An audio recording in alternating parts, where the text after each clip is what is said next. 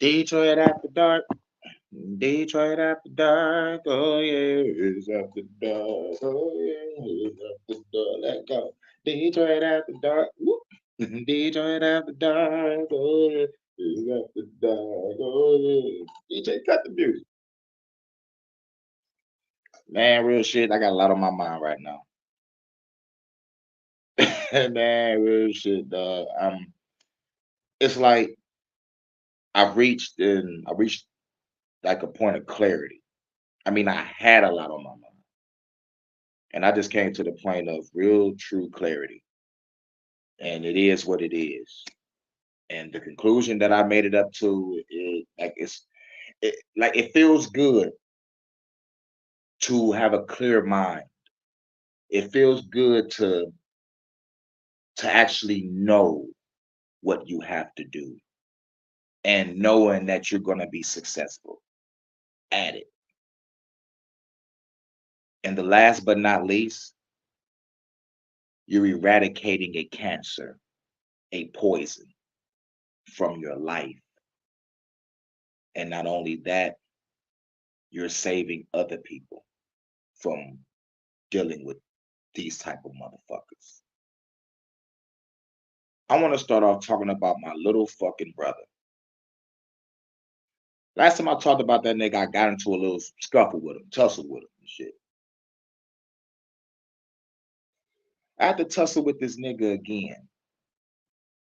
You know, I'm the older brother. I won, by the way. Still looking good. You know, and I had to tell that motherfucker. I'm like, nigga, you're pushing me to the point where I might have to murk you, nigga. Real shit. I already told you about my living arrangement. I had to get this new house because my mother couldn't motherfucking manage to keep a roof over her fucking head. She want to follow my little fucking brother to a fucking abando. So I had to use all of my energy to get this fucking house. So when my mama get out the fucking hospital, she gonna have to come here unless she want to go back to that fucking abando. My sister was having nervous breakdowns, yelling and screaming, going through her shit. Now she get the rest of her fucking head. But my little fucking brother trying to make sure that there's a place for him too, in spite of what the fuck that nigga motherfucking does. In spite what he's still doing now in the street.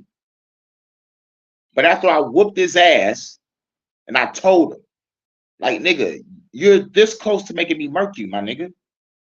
Now let me tell you what the fuck this motherfucker did for me to tussle with this nigga.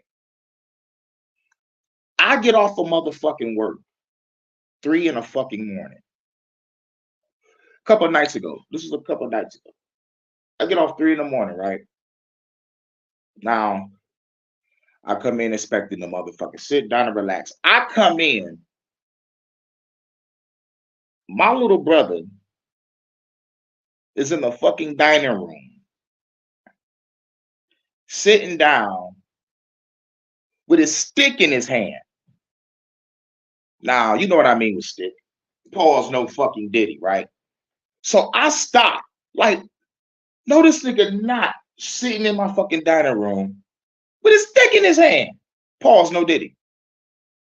Now, I said it loud enough for him to hear me. This nigga didn't even wake up. So I'm like, this high drunk motherfucker. So I'm like, you know what? Let me go to the bathroom, holler at my sister real quick. Let me motherfucking see what's popping on. I'm like, what the fuck is going on here? I'm about to beat this nigga ass right now. But my mind was like, you know you're gonna feel dirty afterwards, right? I'm like, oh fuck you, Hurricane. I'm talking to myself, I'm like contemplating, should I fuck this nigga up? Should I toss this nigga out? So I walk past the motherfucking bathroom and shit. His clothes is on the floor. I'm like, okay, he just got out the shower. Why would he walk past his clothes? His room is right in front of the fucking bathroom.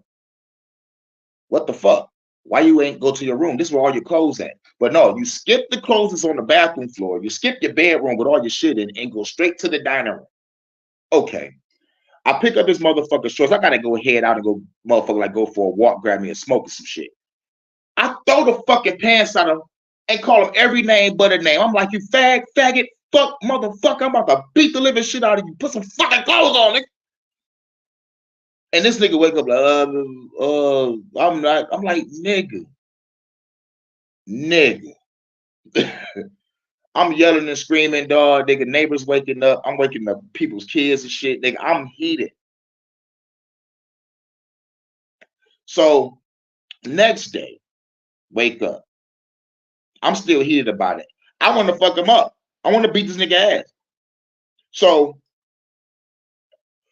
get up, ain't say no words. And then my sister friend come over. And then this nigga triggered me. Because this nigga talking about, man, nigga, I ain't leaving without no motherfucking bread. I'm like, nigga, who the fuck you think you talking to? So I talked to my sister. I'm like, yo, your friend is out there. I'm about to beat this nigga ass. This nigga said that you told him to come over. So what the fuck is going on? This nigga got a ride. He said he came from all the way such and such. He don't got no money to motherfucking get his ride. Like, Terry, what the fuck going on? So she finally worked up some fucking courage to motherfucking be like, all right, talk to him or whatever. But it was in that conversation when he was like, you know, like, I'm not leaving with no money. I got to give the money to the ride. I came already from Southwest and shit. Then my little brother said something like, Jesse gonna give you some money. I'm like, nigga, don't put no fucking words in my motherfucking mouth. Get your motherfucking hands out my fucking pockets, nigga. I ain't giving nobody shit. Beat your ass right here on this porch, nigga. Fuck you think you talking to? I'll be right back. Let me go talk to Terry. So I went back to go talk to my sister. She came out to go talk to him and everything, and they exchanged words. They, got over their misunderstanding. But like, what I hate is everybody's a fucking drunk and a fucking motherfucking crackhead somehow. But like, when it comes to my sister and her friends, they all just fucking alcoholics. But my brother's a fucking drug addict alcoholic. So I'm like, okay. Finally get in. I'm heated about this whole situation. My brother just motherfucking just went in my pocket. I get a call like from a coworker. She was like, you all right? I was like, no, I'm about to fuck somebody up. And then my little brother said something in the living room. He's like, I'm gonna fuck somebody up too. I'm like, bring it, bitch. Let's go. So I tussled with that nigga while I was on the phone with my coworker. Tussled with this nigga. Won. Then got up and talked to this motherfucker like an older brother supposed to. I'm like, nigga, the only reason why I'm fucking mad because your ass, nigga, I came home, nigga, your ass had your fucking stick in your hand, pause, no diddy. And your ass acting like you didn't even want to wake up. So what the fuck is going on? And then this nigga gonna lie and say, somebody must have put something to something. Like, nah, nigga, you do alcohol and drugs, nigga. You and that person that you was fucking with both was consensual at it. Don't not lie to me. Stop putting shit on everybody else. If you are alcoholic and druggy too, nigga, stop doing that. And I also have to tell him, I'm like, nigga, if you keep on coming over here on some drunken blow shit, eating up all the food, making a mess and not cleaning it up, nigga, I'm kicking you out of this bitch forever. Nigga, do not come back over here because like, you really part of the reason why this is even fucking happened. You the reason why mama's in a fucking hospital. You the reason why she followed your dumb ass. You knew darn well I had houses with lights and fucking water on, but you trying to get mama to follow you to an abandon. So fuck you, nigga. Fuck you. Let me motherfucking spark this up real quick. Let me hit this. A lot on my mind right now. But then I told her, I was like, yo, mama done fucked herself up for fucking with you. Our mom got a trach now. Her lifespan is 1 to 5 years, depending on her. So if she died, your room will be sold for $300. And then I'll have to put someone in the fucking basement. So, nigga, you got to make a decision now. Are you gonna motherfucker be down with this family, or are you gonna stay out there in those fucking streets? Because I am the one that's gotta save this fucking family now. We've been homeless all of our motherfucking life, and I'm trying to end this shit with a home. And if your ass can't be part of this shit, stay the fuck away.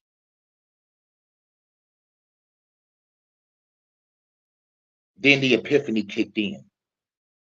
I might have to murk that nigga. And it was clear. It was very clear. It was a blissful feeling. I wasn't angry anymore. I'm like, I'm going to have to fucking murk my brother. Because everything about him is wrong and negative. After all we've been through, I'm not telling you to be like me. I'm telling you to just follow my lead. You can do whatever the fuck you want to do. You're grown. But if what you're doing, interfering with our family business or with shit that we gotta save up for our goals, then nigga, you're not part of this shit. I understand now. It's like, oh, you don't want nobody telling you what to do, but you will let those niggas in prison tell you what to do, though. You will let those niggas in Southwest tell you what to do, or niggas on the east side, niggas on the west side, niggas on the north end. But you don't want to work with someone that is going to call you a partner. Nigga, we're brothers. Why would you want to work with motherfuckers that you barely even know? That work with the motherfucker that knows you. We've been through this shit all of our life. We're trying to break generational curses and create generational wealth. But you don't want it. Mama don't want it. My sister don't want it. Don't want to keep fucking struggling. Don't want to keep on going through these motions, keep on going through this bullshit when all we have to do is just save up. If we all work together and pitch in, mind, money, and resources together, we can keep a home. We can get a home paid for, get everything paid for, everything cool. But no, I'm the only motherfucker on this side of the family that thinks logically. So the epiphany on murking my bro is simple. Understanding that people are so fucked up, they don't want to change. This world is ran by murderers, liars, and thieves, and their goal is to turn you into them.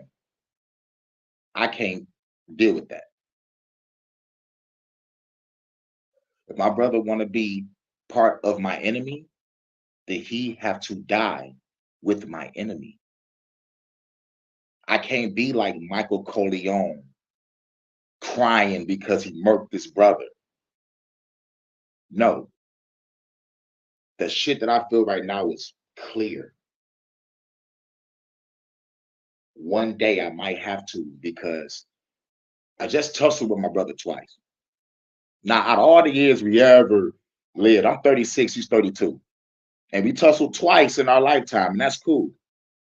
Because like most brothers actually fight forever. But for us to actually tussle twice, that's pretty cool to me.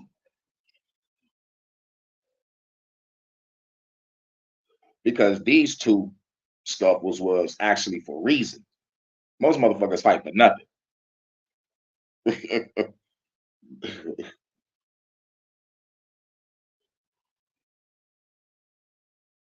But they talk about this, am I my brother's keeper? Let me tell you something, dog. I tried to be. There's many times I cried and cried and cried out to the Lord. Heal my family's mind. Save them from themselves, please. But no, didn't get no answer. Just like God didn't get my mom off crack. You know, I'm saying all that to say this. I'm not going to feel burdened by my family's issues anymore. If you're not going to get with the program, you got to get lost. Simple. Because at the end of the day, if you want to act like an enemy, I got to treat you like one. My brother chose the street life. After growing up, hearing the stories, yo, dog, ain't nothing out there in those streets. Prison ain't for everybody. But my brother been to prison, been to jail, in and out. I guess this is the life. This is his life. But I also told him, I'm like, yo, you gonna keep on doing this, ain't no one is gonna be by your side when you get to that hospital or when it's time for your funeral arrangements. Because barely nobody came to go see my mom after what the fuck she put everybody through. But there's still a handful of people that still go visit my mom. But shit, nigga, at the end of the day, you ruined our life. And we still gotta be like, I love my mom. She tried her best. No, she didn't. She didn't.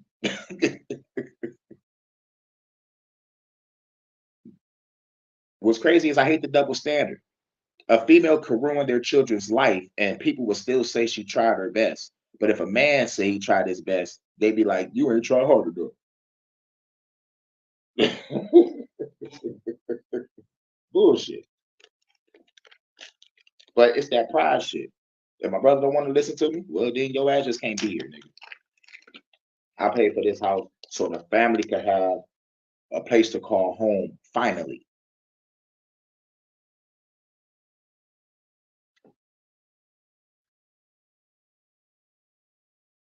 So one day, might have to pop that nigga, but I can't do it here.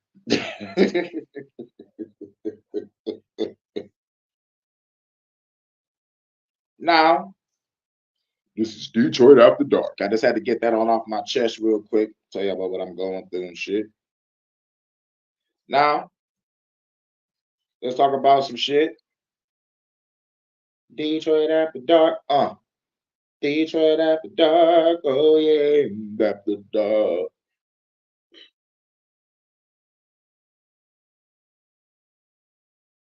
Now,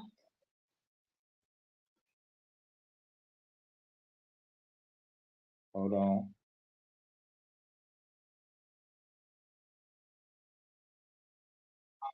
what I mean by this is, brothers, if a female decides to put you in the friend zone, and what I mean by this is, she knows you like her, right? She know that you want her, you're head over heels for her, right? She already knows this, but she steadily says, "Oh, you're just my friend. I don't want no type of dealings with you. I don't just say thank you. I appreciate the opportunity that you presented to be friends, but I don't want it. I want you, but if I can't have you, I'm not gonna sit here and waste my time dwelling, thinking, oh, one day I will get her if I just play this role of being her friend. No, fellas. You're gonna see her constantly get with different guys that's not you. And you don't want to do that. You have to be different. If she says we can be friends instead, say, yeah, I appreciate the opportunity, and then just go about your business. Doing this will really change your life. Yeah. Now, Detroit After Dark. The only thing open up after 12 is a club and some leg. Now that I got my story out there, we about to get off into some real stories. Let's stop getting in the friend zone, please. Yep, yep, yep. I used to be in the friend zone until a nigga said, you know what? The fuck I'm doing sitting on a bench and I'm a starter. I'm out. It's like, where you going? I'm about to go to a new team. I'm about to go to the I'm about to go to the team Cougar Cougar Town. Basically, like it's just all that to say this. Like, look, like he said, she know you like her, but she still want to put you in the friend zone, and you got to keep on seeing her fucking with Pookie, Chad, Tyrone, Ray Ray. Why you, the good man, got to motherfucking deal with the bullshit. Fuck that. Fuck that. So, fellas, All that friend zone shit, all that platonic relationship shit, fuck all that shit. No, no. Now, ain't nothing wrong with trying to get to know a motherfucker. You know, put all your cards on the table, like let her know that you intellectual, let her know you funny, let her know that you got something going for yourself. Ain't nothing wrong with just throwing it all on the table. But if the bitch still don't want that and you just showed all your good qualities, let it go. Don't even talk to her no more.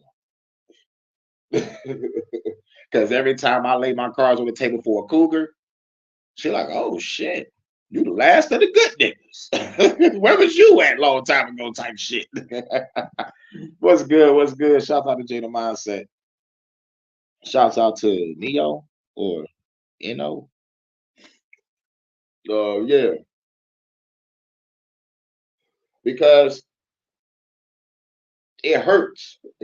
Well, it hurted when I was like in high school. I'm like, why from a friend? I want to be her boyfriend. All this bullshit. Then when you get older, you're like, I'm tired of being this bitch friend. She know you want it, but that bitch feels she got options. But now we live in a day and age that if you ain't in a friend zone, you in a situationship. What's a situationship? Well, the situation calls for circumstance, all that bullshit. That's what's up. That's what's up. Get you some rest. Like I can't rest at all. I kind of like rested earlier, but like this day was so fucking nice, but I felt so fucking drained. I don't know what it was. It was just I was just fucking drained. I'm talking about I'm talking about drained. And it was a nice ass day. I chilled out there in nature and shit. I was out there chilling. But it was just like I just felt drowsy all fucking day. I don't know what it was. I think they would turn that frequency machine on. What's this? All right, here we go. Relationship with his mother tells you a whole lot about a man.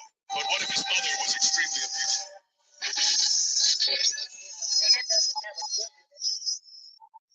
Then why do stats show single fathers have better outcomes than single mothers? Naomi from Jacksonville, Florida. You just activated my goddamn trap cards. First, I activate the trap card. My mother likes to drink and smoke. When this card is activated, any individual not taking into consideration the trauma a mother might push onto her son isn't allowed to order fast by phone and can't drink purple Kool-Aid ever again. First, I activate the trap card. Your son told me what you did on his 12th birthday. When this card is activated, you automatically lose the duel, as you must now go to a family intervention. Now go. You are banished to the Shadow Realm, aka being stuck in traffic on the George Washington Bridge. Now, that clip was like, they be like, females be like, if the son doesn't have a good relationship with his mother, run, stay away, run for the hills type shit. But my nigga Yugi was like, what if the mother was abusive? What if the mother was neglectful? How come the stats show that it's better with a single father than a single mother? You know? So I just got done telling my story, what I've been through. It's like, yeah, most mothers traumatize their fucking kids. So let's just say they're sons. So if the son grow up and be like, man, I don't fuck with my mom, I hate her, they'll automatically look at me like I ain't shit. Oh shit. He gonna treat me like I ain't shit. But bitch, that logic is retarded. You dealing with a nigga that's talking to you in kind of way and whooping your ass, but since he got a nice relationship with his mom, you gonna stay with him? Bitch, you're stupid. You stupid. You know, my hatred is well fucking deserved. After what the fuck I've been through, yeah, I hate my mom like a motherfucker. But it ain't no fucking hatred like, it's like, I'm not gonna lie to myself. It's like, nigga, this is hatred. I prayed and I prayed and I prayed since the age of 5 for you to get off crack and keep a roof over our head. So we don't move place to place, house to house, shelter to shelter, bando to a bando. You know what I'm saying? and and and as much as I want to be mad at the fucking government, as much as I want to be mad at Ronald Reagan for bringing crack in the community, it was still up to my mama to say yes or no. But since she chose yes for crack, since she chose her habits over paying rent and bills, I suffered. And just when I fucking thought that the motherfucking pain that she put me through was over, she fucks with my enemy, my baby mama, that got me locked up for no fucking reason, using my child to do it. She helps my baby mama to move into my building. That is bringing the enemy to my doorstep. And then after I even let that go, the last thing she fucking do to put a nigga through some more fucking pain, this bitch leaves her home, moves to my building like a dumbass.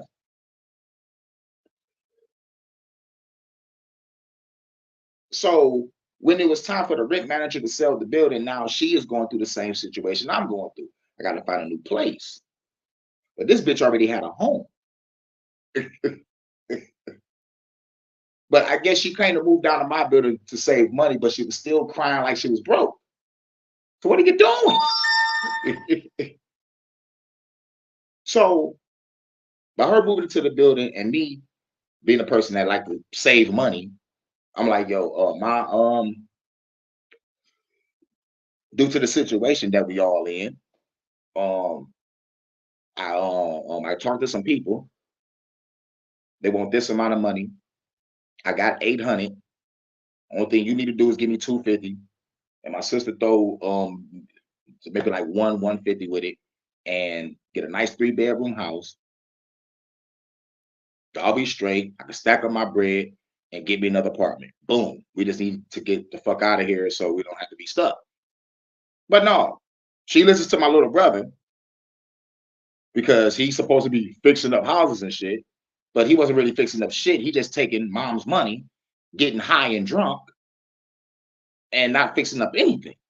And coming to find out, he didn't really have no home. He just was pulling the bandos off the street saying it's his. My mama not even asking him for pictures, paperwork, or nothing. Everybody just smoking, drinking, fucking around, being dumb. So I have every right to be like, I hate my mom. Bam. And then in that abando, you motherfucking fall on some candles, burn yourself up. Now your ass got a fucking trach. Shortens your life 1 to 5 years because you want to listen to my brother instead of me. Knowing my brother is always in the fucking streets, in and out of fucking jail. I'm the one not in fucking jail. Keep a job and a roof over my head and know how to save money. Birds of a feather flock together. I guess everybody that smoke, drink, fuck around got to hang around motherfuckers that smoke, drink, fuck around. But it's not the smoking, drinking, and fucking around that makes it bad. It's you putting that over your responsibilities to make it bad. Have you heard the term work hard, play harder? After a long day of working, hustling, and grinding, now you can kick back and chill and smoke, drink, whatever the fuck you want to do. But you will have a roof over your head, your bills will be paid, and you can kick back and relax and enjoy yourself. But no.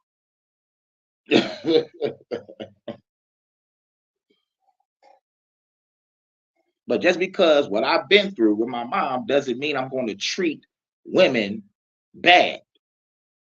That's the whole fucking problem. They think just because I don't have a good relationship with my mom, I'm going to treat you wrong. No, bitch, you're stupid if you think that. I'm trying to break generational curses and create generational wealth. This is why I left home at 17 to create my own life. But coming to find out, man, most of you bitches are fucking retarded. But as soon as I met the cougar and she showed me the game, put it on me, told me all y'all secrets. I know what's going on. But it is what it is, right? This is Detroit after dark. Once I went to Cougar Town, nigga, it changed my whole fucking world. Once I started paying to play, it changed my whole fucking world. You wanna know how I got introduced to paying to play? Let me tell you something. I wasn't looking for it. Real shit, I wasn't. I got off of work and I felt like walking home one day. I said, fuck this bus. This is a nice ass day. I want to walk. I want to enjoy this breeze. So while I'm walking, bitch pull up on me, not walk up, pulled up. And she was like, you looking for a good time? I was like, is this a movie? Is this a fucking movie, my nigga? She pulled up in a motherfucking pulled up in like a dark gray Ford Explorer. This bitch didn't have no keys. This bitch was driving that bitch with a screwdriver. I was like, bitch, what happened to your keys? Threw that bitch $20 real quick, got that half and half. And I'm like, oh, so this is what it is to pay to play. Man, that was a long time ago. Then I was like, shit, how old I was? Yeah, I think I was like, what, 23? But yeah. But that shit right there, dog, shit fucked me up. So and plus another thing that makes the female logic of that mother-son relationship is it's like I know good brothers that went through not some of the shit that I went through, but like majority, of what I went through, and it came to the same clear understanding that I did. And there's some good brothers. They married, they got a good family, they in another state, you know. Like shout out to my friends that overcame that bullshit, you know, because most mothers traumatize their fucking kids. Nigga, real shit. But shouts out to the people that have great fucking parents. you know, I envy some of my friends that had great mothers, you know, or like both parents in a household, period. I envy that at one point, and I how can I put it? It was like knowing that there was good mothers out there, it gave me hope. And I think my homeboy Earl, his mother, I think that was my first surrogate mom, because like she was too cool. And then I got another mom, one of my coworkers and one of my god brothers, you know what I'm saying? So to get over what I went through with my mom, I had other moms. you know, because they knew the fucking household and the kids come first, not their fucking habit. But don't get me wrong, nigga. My homeboy's mothers used to smoke like a chimney, nigga. Back before I even knew what weed was, I'm like, damn, that shit stank. What the fuck? What is that? So my homeboy's like, oh yeah, she just smoking some weed. I'm like, damn, nigga, that shit strong as shit.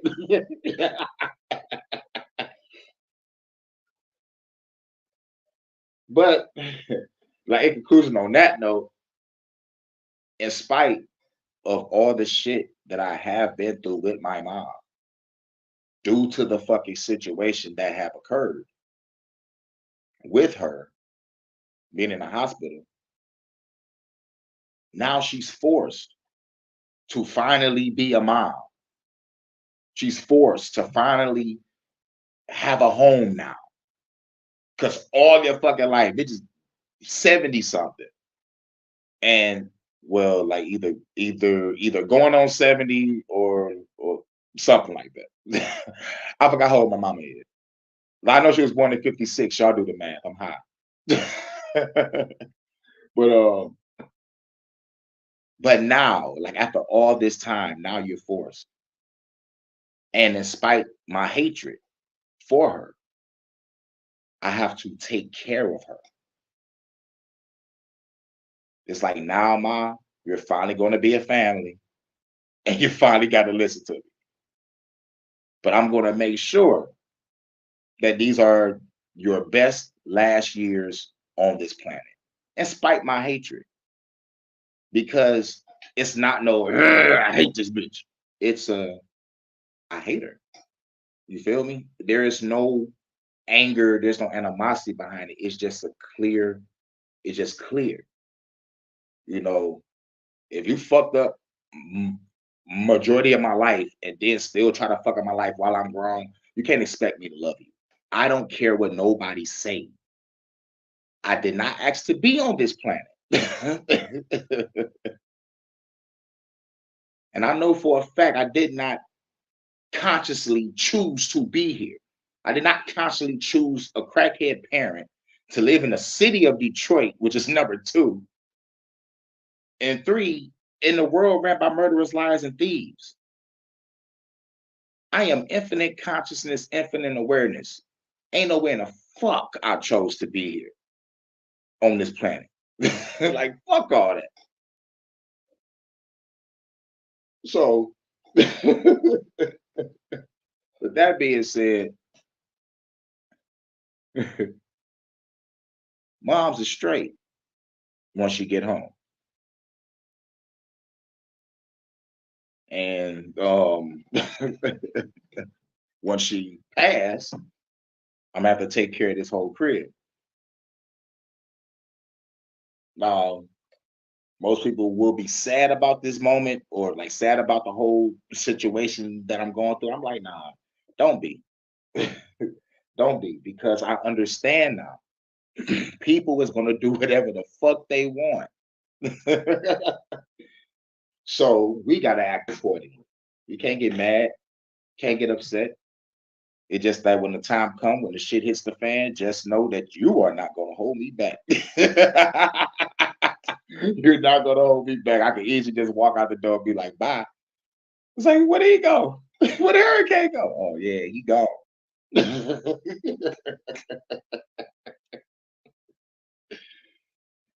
So to end it off again, ladies, don't think just because a man has a horrible relationship with his mom means he's gonna treat you wrong.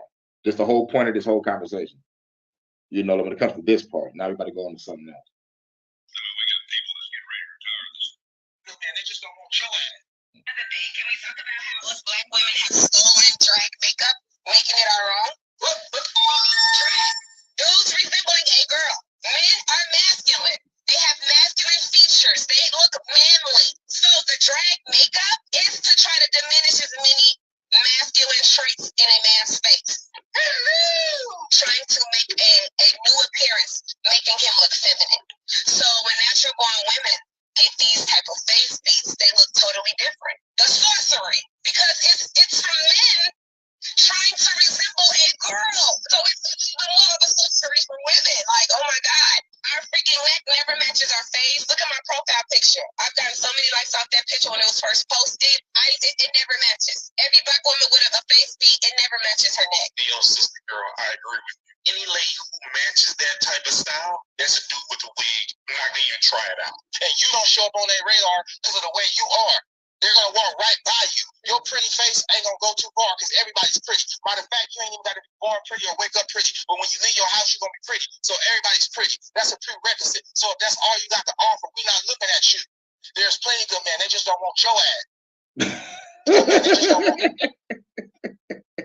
And the whole moral of that shit is,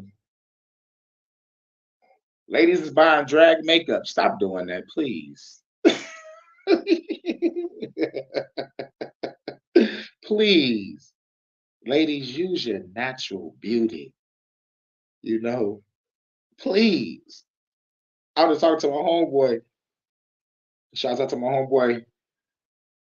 And he like, man, these females got wigs, fake eyelashes, all this shit they putting on themselves, but got the nerve to say that they want a real nigga. And then we just bust out laughing. It's like, come on.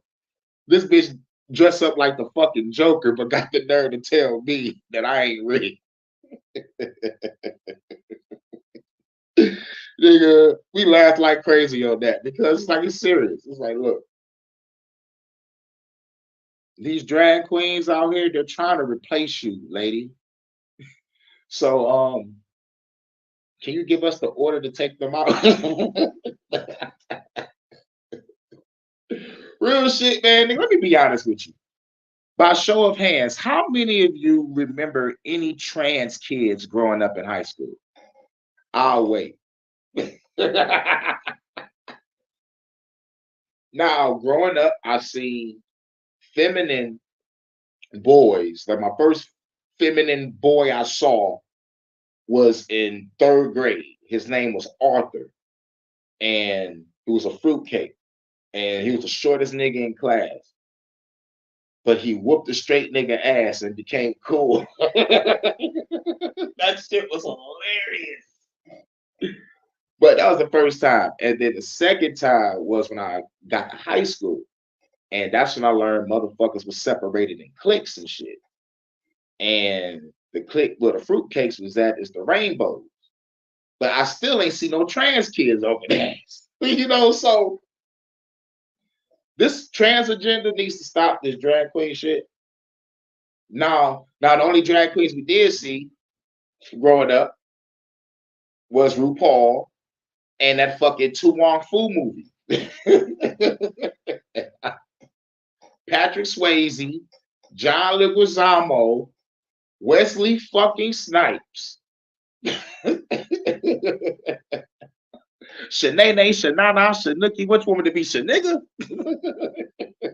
Fuck that. Yeah, and Eddie Murphy, Martin Lord, in living color. But what the guy said in the video was, bitches is buying drag queen makeup. Fuck y'all original makeup to make y'all look all right. Now y'all really looking like Harley Quinn. Whether anybody know it or not, the only thing that's hot about Harley Quinn is her fucking body.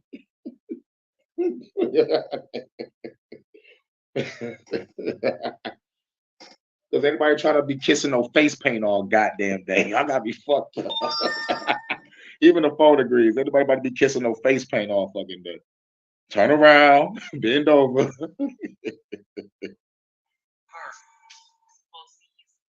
What's it? Now, this is from a chick that was just tired of being tricked and duped. A woman's story in her marriage. The amount of times that I have gotten sucked into a woman's story. We are so manipulative. We know how to traumatize and exaggerate the circumstances and experiences in the marriage to suck someone in, to feel sorry for us, to validate us in our victim story. What's his experience though? What's his side of the story?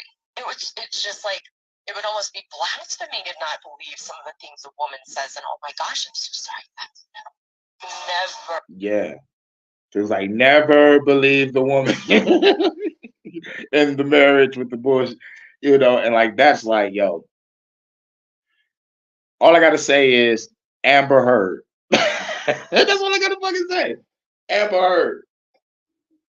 And a lot of people get tricked, a lot of people get duped. That's why no one calls out the motherfucking females in the community that is ruining their children's lives as we speak. Just let it go on, and the children is born with Stockholm syndrome. I'm gonna love my mom, and anyway, even though I've been abused all my goddamn life, fuck that. And certain fellas are just lonely. Like, nigga, go get some pussy. Get your post nut clarity, and then be like, man, These bitches ain't shit. Try it out, nigga. You supposed to be fucking in high school. It's like like personally, I think your trial initiation should start in high school for a man. And I think the female initiation should start after high school because I'm tired of hearing females say that they've been fucking since the age of 12. I'm tired of hearing that. I'm tired. I'm tired. I never heard a chick say, I waited till I was 18. Nope, everybody smash it. Everybody. But what she was also talking about was like when they go do the divorce thing and the female also come in and give her sob story, but the man ain't being heard. The man could have the motherfucking or like a worse or sadder story than her. Like, no, what the fuck going on outside? I hear thunder, thunder, thundercats. Oh,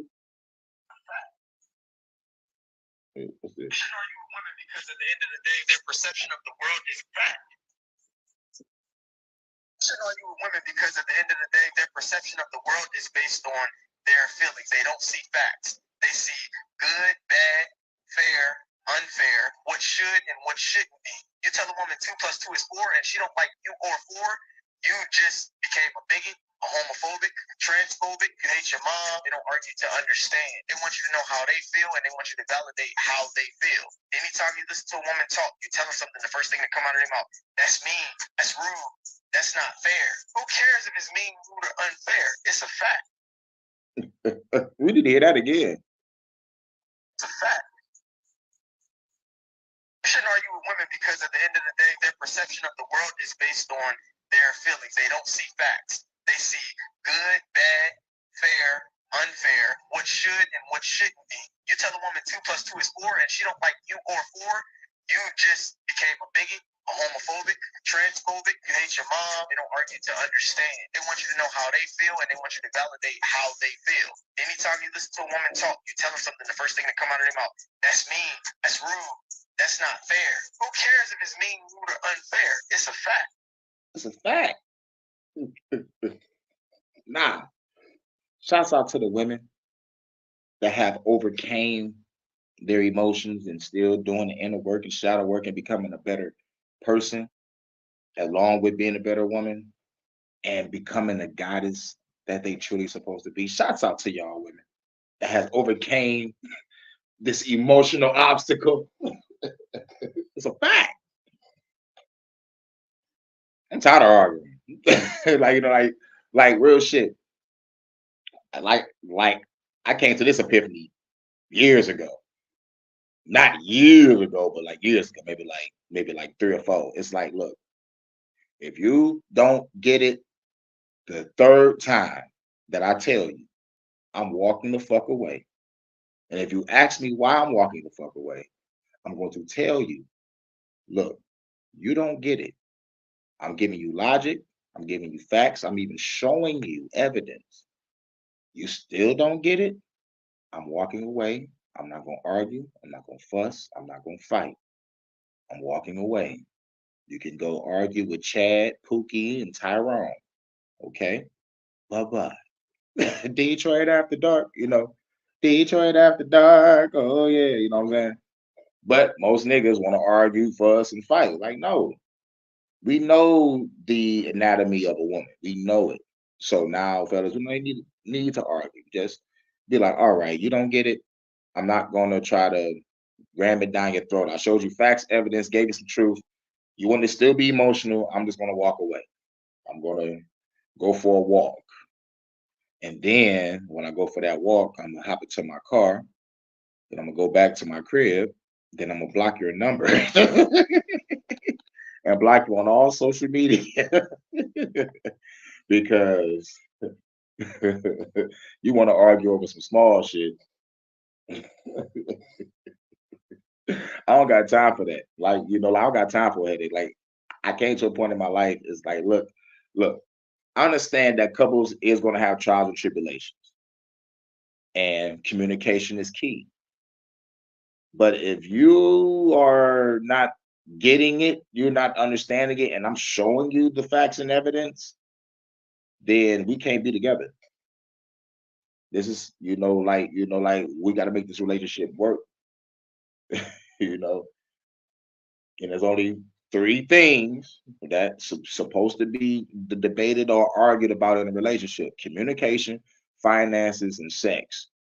If the sex is whack, sit down, talk about what y'all need to do to spice it up in the bedroom. Boom. That's part of communication. Communication is key, right? You need to communicate. You need to learn each other, understand each other, you know. But if ain't gonna be no understanding, you gotta go. Because you don't want to give yourself a headache. You want to give yourself a stress attack or a heart attack trying to motherfucking be a fucking college professor to a bitch. No. Vice versa with a nigga, like some niggas are fucking retarded too. Shit, nigga is what it is. But we don't got no time for no headache. We don't got no time for it. At least I don't. But sitting down and talking it out, weighing out the pros and cons of y'all situation, instead of having an argument, y'all actually analyzing what y'all going through, and y'all weighing out pros and cons, and y'all sitting there and y'all being co-parents or being whatever the fuck being. I mean, like not co-parents, but parents in a situation, or just trying to solve a problem in a situation. You got to sit down and just talk it out. But if you can't get through, walk away. All right, so your girl got a bone to pick. So let's get straight into it. I take issue with the fact that we're raising this generation of women to think that the only value that they need to be expected to bring to a relationship is looking good and being good in the bedroom. And having those two qualities gives you access to any kind of man that you would want. Nothing else. Now, it may give you access, but not for long. In fact, I would call a man dumb for choosing a woman long term based on those two qualities. Don't put y'all on game. Men are looking for assets, not liability. So are you nurturing? Are you intelligent? Are you loyal? Are you peaceful? Do you bring peace? Are you someone he can be proud of? Are you respectful? Are you supportive? Are you moral? Are you good with money? Are you meek? Can you hold the house down? Are you able to put yourself aside and prioritize the mission? Ladies, we have to aspire to be more than just pretty and good in the bedroom. We are created to bring so much more than just that. So don't believe the lies of culture. That's going to keep you single. Woo, say that again. All right, so your girl got a bone to pick. So let's get straight into it. I take issue with the fact that we're raising this generation of women to think that the only value that they need to be expected to bring to a relationship is looking good and being good in the bedroom. Now, looking good and being good in the bedroom. We go to social media every motherfucking day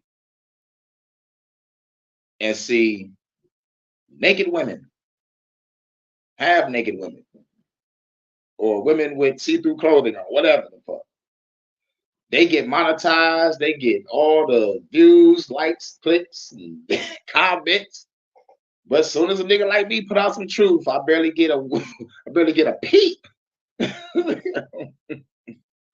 No notifications go out to anybody and shit.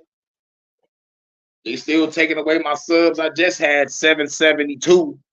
Now I'm down to motherfucking 760. What happened? They do not want me to get that 1,000, nigga. They been motherfucking holding me back. These niggas can't hold me back. But most females think they can get by on their looks and doing good in the bedroom when most fine chicks, the baddest chicks, real shit. And this is my experience. This is why I say real shit. My experience. Most of the baddest bitches I fucked with was a starfish. If you know what I mean. Starfish. Just laid there. For the chicks that was like 4s, 5s, and 6s, they was trying to put it on me. They was putting it on me.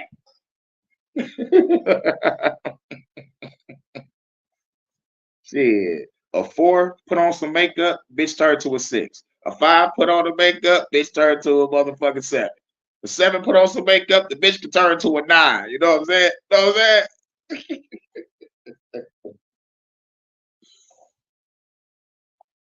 those two qualities gives you access to any kind of man that you would want. Nothing else. Now, it may give you access, but not for long. In fact, I will call a man dumb for choosing a woman long term based on those two qualities. Yeah. And for the niggas that choose a bitch because she's good in bed and she looks good, it's horrible. Because you just overlook the bitch personality. Like my nigga. Go get some pussy. Stop being a simp, sap, and a sucker. Because those niggas don't care. Like if a bitch is a starfish. He's like, oh, fucking, I'm hitting one of the baddest bitches in the area. Put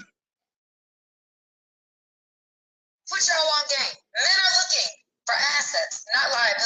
So are you nurturing? Are you intelligent? Are you loyal? Are you nurturing? Are you intelligent? Are you loyal? Most chicks ain't nurturing at all. Pound towns, left pound town. Are you intelligent? Most chicks are attention span level of Sexy Red and Glorilla. These motherfuckers, Sukiana. Bitches that's out here getting locked up, smoking, drinking, fucking around while they're driving. Could put somebody's life in danger. They on the attention span of them. Are you loyal? No. Chris Brown said it. These girls ain't loyal. They out here fucking motherfucking Pookie and Tyrone and all the other niggas in the hood. These girls ain't loyal. Are you peaceful? Do you bring peace? Are you peaceful? Do you bring peace? I'm peaceful like a motherfucker. But you know what bitches say? It's boring. Peace is boring. I'm sorry that I'm not going to argue, fuss, and fight with you. There's the door. Real shit. Yes, bitch. I'm in the music, art, literature, podcasting, and gaming, and meditation. Now, I know out of all those things, it keeps me out the street, more closer to you. But I guess all those 7 things I just said, you ain't into any of it. So it's either you find you your hobby, find you, like something you love to do, or join me in my venture so we can try to motherfucker make some money. Or go out there and do what you feel like you want to do. Go smash all those niggas in the hood, go back to the streets. Early money. YouTube blocking my comments. God damn, I must have been talking some real shit on this Detroit After Dark. If YouTube blocking my fucking comments, I kind of figured they was because I barely seen any comments. So I was like, fuck it. YouTube ain't sure. But are you peaceful? She was like, are you peaceful? And do you bring peace? Most chicks, they're like, I can't sit still. I got to be in somebody's face. I need some attention. No, no, no, no, no, no, no. Like button. That's a tasty like button. Pause, no diddy. And do you bring peace? And meaning if I'm sitting here chilling, working on a song, and you come in and you bring me some chicken wings and some fries and a soda, I'm like, oh, thanks, babe. That's not bringing peace. The bitch just bought you a plate. Now, are you someone that I could be proud of? Meaning, when we go out together, do you represent me perfectly? Are you out here dressing half naked? Are you going to listen to me if I tell you to put that top back in that closet? You ain't wearing that out. Are you going to flip? Respectful. Are you supportive? Yeah. Are you respectful? Do you cut into my conversations when I'm talking to my homie? Rather if I'm talking to him on the phone or talking to the motherfucker face to face, or you interfering in my conversations, but then the shit. Because if you is, Moral. Are you good with money? yeah, you got good morals. Are you good with money? Now that's the real important shit. Because most of these people is asking for money all the goddamn time. But what are you doing with it? Because most of these chicks are lying. They're motherfuckers saying, "Oh, I need money for bills, I need money for rent," but they're really using that money to go get their hair and nails done. Bitch, you think I don't know?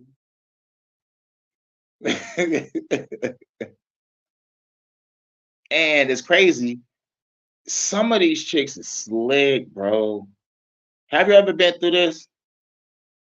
You like you meet a chick for the first time and y'all vibing real fucking good. And then suddenly she was like, I'm short on my phone bill or I'm short on my rent. I'm just $40 short. Meaning she's need $40. I'm like, oh nigga, I'm so tired of this shit. But with a cougar, as soon as I go to the cougar house, the weed is ready, the drink is ready, the music is already playing, the movie is on. Nigga, we chilling. Nobody's asking for no money. No one is motherfucking trying to see who is a sucker. Nobody asking 21 fucking questions and shit. You know, we get that shit out the way once we meet.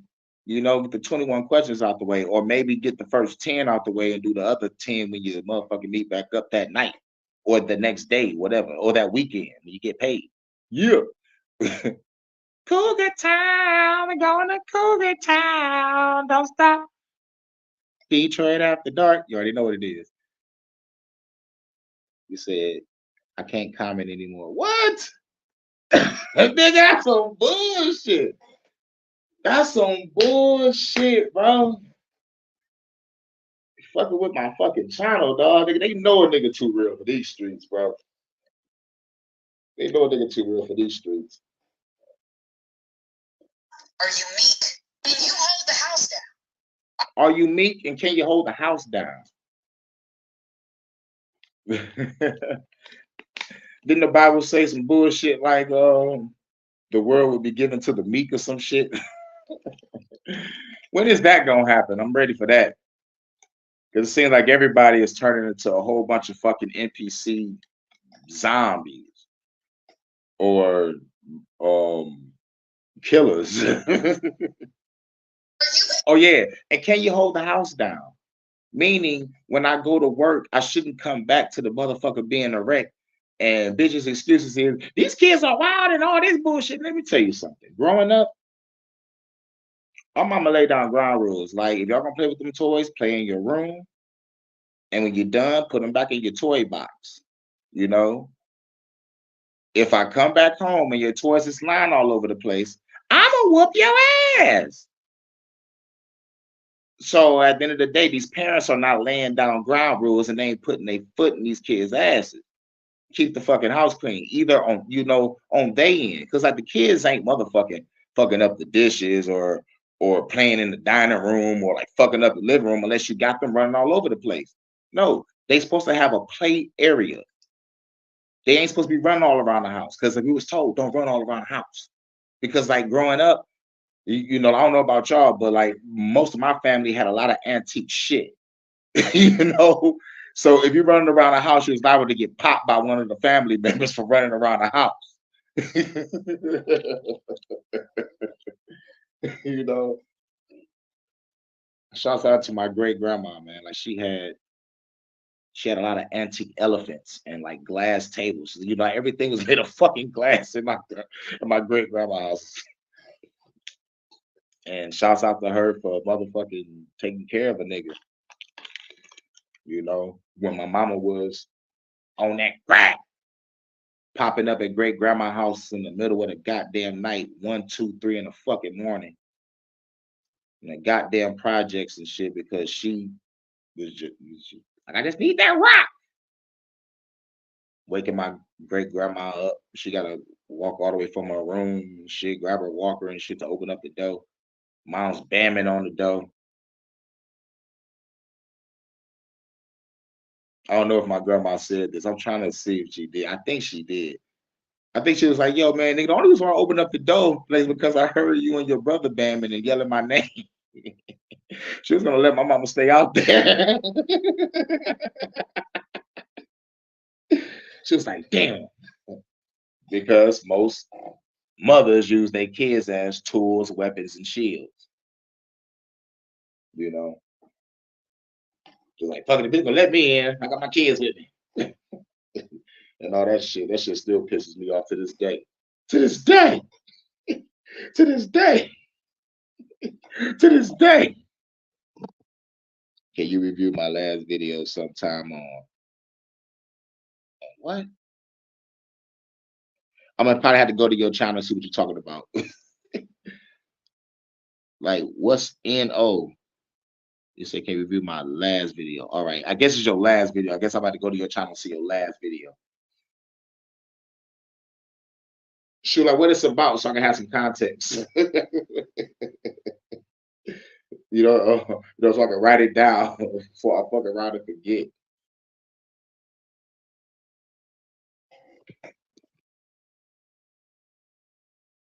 A review.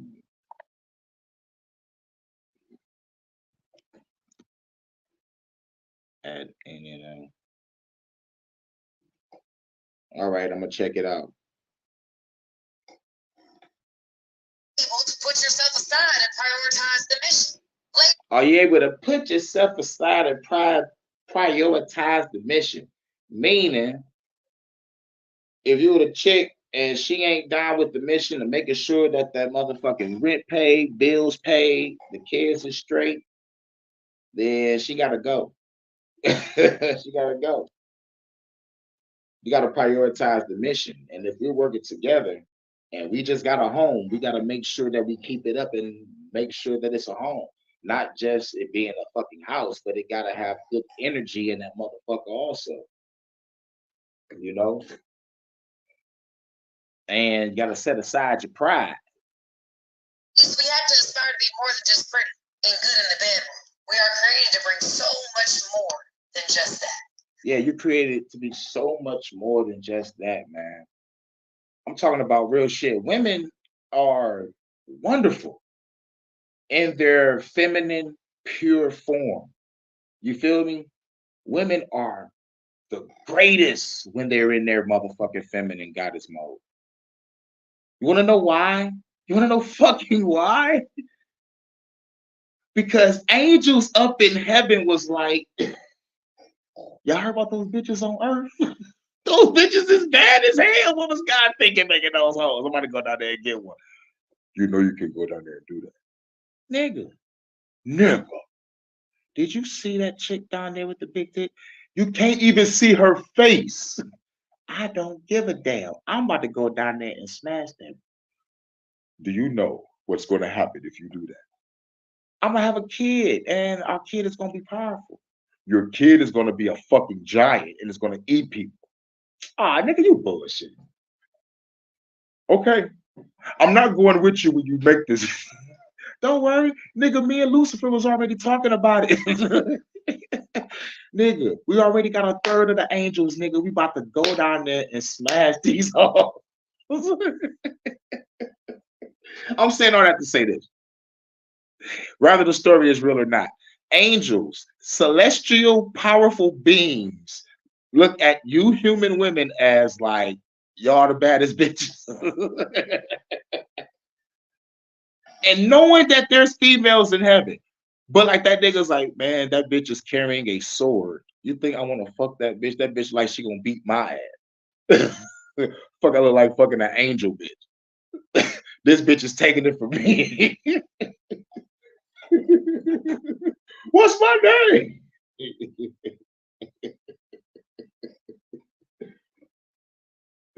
You gotta think about it. Just think about it. You know, just entertain the possibility of heaven being real.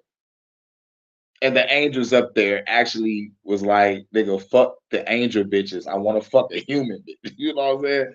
Come on now, you gotta think about it. Shit crazy. But yeah, that was that. Hold on. I got one more. So don't believe the lies of culture. That's gonna keep you single. Yep. Don't believe the lies of culture. That's going to keep you single.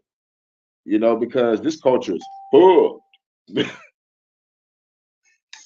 fertility rate. Wait a minute. Wait. Is that it? They never been ruled. The kings and queens. Okay, cool. Here we go. The U.S. fertility rate just hit an all-time low. It dropped to 1.62 births per woman. So each woman is having one kid or no kids. And they say within the next 15 to 30 years, about 45 to 50% of women that's in their prime, 18 to like 30, 35, are going to have no kids at all. So when we hear conspiracies about, hey, they're trying to lower the number of people on the planet because the less people on the planet is more controlled, than we see bitch ass niggas wearing purses and shit like that, and now we see women not having kids and looking down on having kids. It's looking less like a conspiracy and more like a plan that's being slowly masculine women, feminine men. You know what I'm saying? Yeah. The women is acting like the men acting like the women.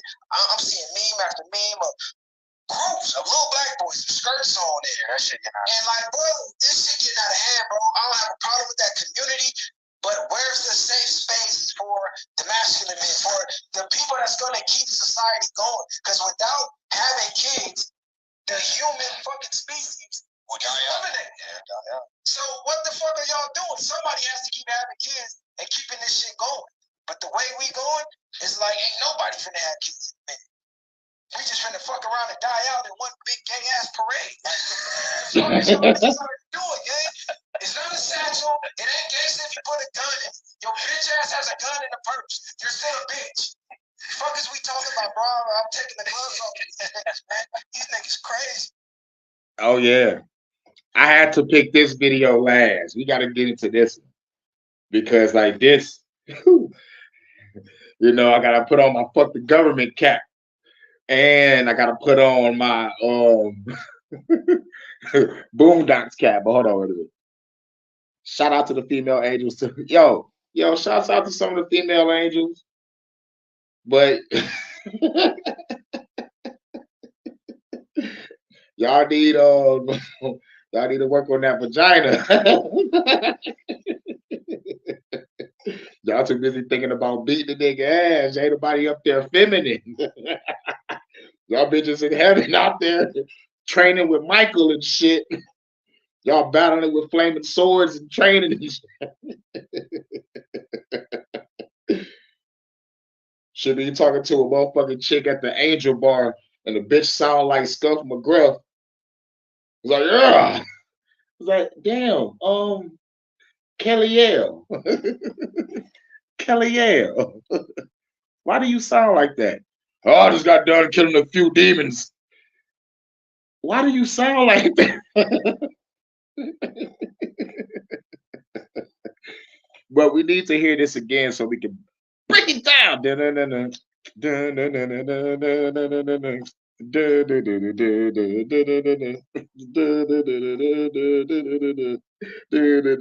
it down.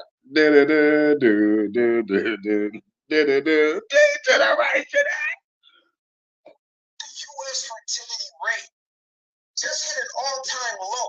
The U.S. fertility rate just hit an all-time low. That's how you start it off. That's how you just start off the video, huh?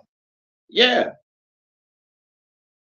And it's like, before like we get off into this agenda they talking about, you got to remember, the powers that be is killing us through the food, through the water, through the air, through disease. Slow burn type of kill. It dropped to 1.62 births per woman. So each woman is having one kid or no kids. And they say within the next 15 to 30 years, about 45 to 50% of women that's in their prime, 18 to like 30, 35, are going to have no kids at all. Yeah. Now that's damn near half of women. He said like 49 to 50%. That's damn near half. Now that's very dangerous. But at the end of the day, I look at the other side of the coin too. I don't want to bring a child into this world ran by murderers, liars, and thieves. After you motherfucking wake up and you see the bullshit for what it is, you wouldn't want to bring a kid into the world. You're afraid to. You're afraid to. Like, rather, the world is run by murderers, liars, and thieves. And even if you don't look at that side of the coin, you can look at the world becoming like idiocracy. I don't want to bring my child into a world ran by stupidity. I don't want my child to be feeling like an outcast for being smart. So it's like, what the fuck? They value stupidity over knowledge. They value stupidity over truth. They value stupidity over, you know, being being a righteous person, like individual. So when we hear conspiracies about, hey, they're trying to lower the number of people on the planet because the less people on the planet is more controlled than we see. Yeah. Zabinu Brzezinski quoted, in ancient times,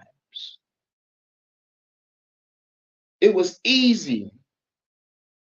It was infinitely easy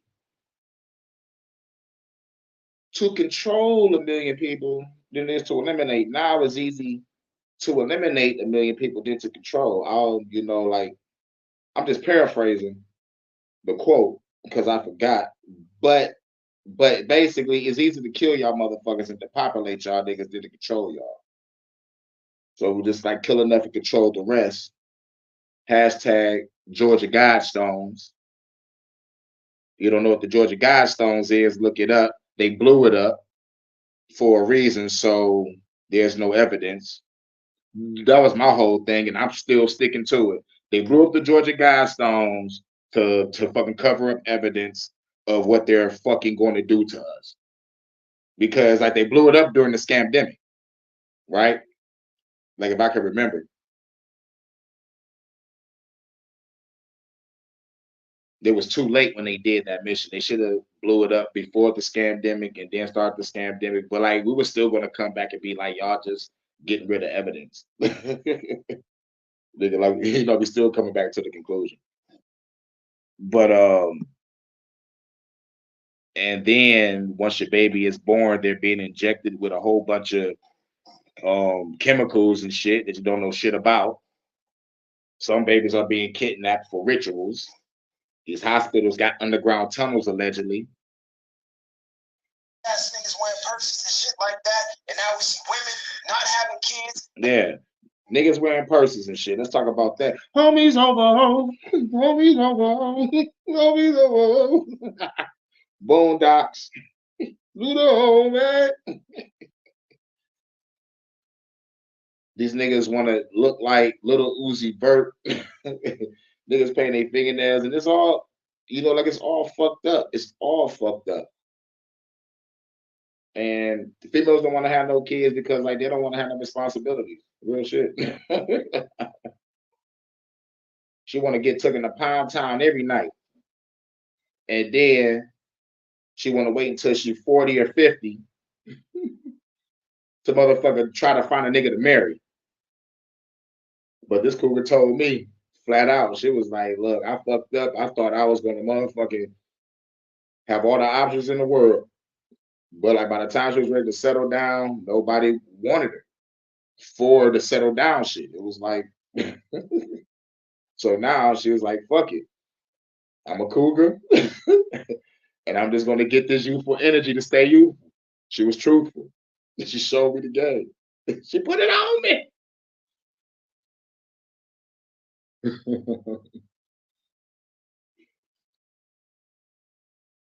Damn, those are the days. Now she's chilling in motherfucking. I think she's in Pennsylvania. She was always a traveler. But thank God I got one traveler. I ain't seen her in months. The bitch pop up every 2 or 3 months and be like, all right, I'm in the city. I'll be like, all right, bitch, come over. Knock her on out the way, send her on her way. She go back, talk to her family, she ride on out. Like, cool. Peace. But anyway, god damn, I hate this phone. It's fucking raining like crazy out there. Looking down on having kids, it's looking less like a conspiracy and more like a plan that's being slowly masculine women, feminine men. You know what I'm saying? Masculine women, feminine man. Look at it. Look at it. We seeing more females dressing like dudes and more niggas dressing like bitches. That Boondocks episode was fucking hilarious though. That nigga Riley nigga had the purse, had the skirt. But y'all saw little Uzi Vert on stage, like, yo, little Nas X, yo, what the fuck? This shit ain't cool. And like, what makes me mad about this whole situation, real shit, I don't hear too many niggas in the hood saying anything about it. It feel like I'm the only nigga just saying, yo, nigga, this shit is weird, bro. I'm the only nigga that's like calling out the shit. I'm like, nigga, yo, bro, you a hood nigga. Why is you playing Little Nas X?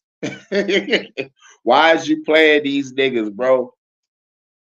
I mean, like not Little Nas X, but I said it. I said like, why is you playing Tekashi Snitch 9? That's what I told. I was like, you know, nigga. When I first heard Tekashi Snitch 9, nigga, my homeboy started laughing at me. I was like, nigga, what the fuck did that nigga just say? Rewind that shit back. It be up, thinking, like, what the fuck did this nigga? Bro, rewind that shit back, nigga. The women is acting like the men acting like the women. I'm seeing meme after meme of groups of little black boys with skirts on there. That shit getting out. And like, bro, this shit getting out of hand, bro. I don't have a problem. Yeah. And I think in Australia, the motherfucking teacher made the boys apologize for being boys. That shit pissed me the fuck off. That community, but where's the safe space? Oh yeah, and motherfuckers like, look, I got no problem with that LGBTQ community. Look, let me tell you something. I have a problem with them.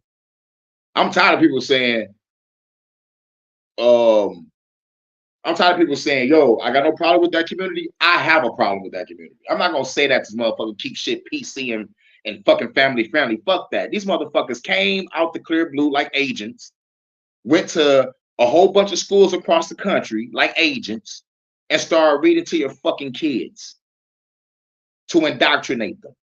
Fuck on out of here, nigga. I got a big problem. Pause, no diddy. I got a major problem with motherfucking the LGBTQ elemental PXYZ 123 motherfuckers. Shout out the Truth Virus. Make sure y'all subscribe to Truth Virus 18. Now look. Fuck the LGBTQ, nigga. Yep, I said it. Strike me down. Bang, bang, shot me down, bang, bang, hit the ground. Nigga, give a fuck. You can't cancel a nigga that don't got no endorsements, bitch. Y'all can't cancel me. Only y'all can do is probably get motherfuckers to motherfucking strike my channel. Or motherfucking strike my channel and say hate speech. Like y'all mostly do. Y'all do the same thing to Truth Virus, calling it hate speech when we just calling out the bullshit. Nigga, let me tell you something. Fuck the LGBTQ because they're reading to your children, trying to indoctrinate them.